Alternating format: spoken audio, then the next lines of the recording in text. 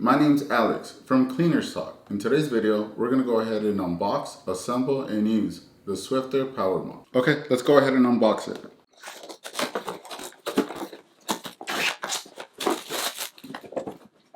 Okay, now that we took everything out of the box, you should have 3 items. You're going to have the pads with the batteries, the cleaning solution. You should have the mop with the attached handle. Okay, let's go ahead and install the handle.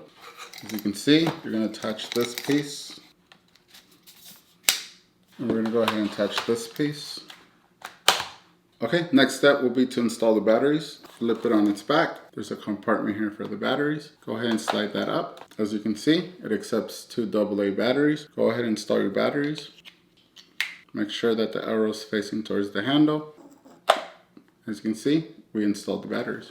The next step is to install the mop pad. As you can see, the mop pad has 2 sides to it. This is going to be the side we're going to install it. As you can see, there's 2 Velcro strips there. On the mop itself, you can see there's 2 lines here. Go ahead and line those up. Once those are lined up, press down on it. The next step, what you want to do is go ahead and install the cleaning solution. As you can see, this is the cleaning solution. This is the bottom, this will be the top. And the bottom, as you can see, there's 2 holes there. On the mop itself, this will be the top, this will be the bottom. As you can see inside, 2 holes there. Grab the cleaning solution, place it inwards, and press down.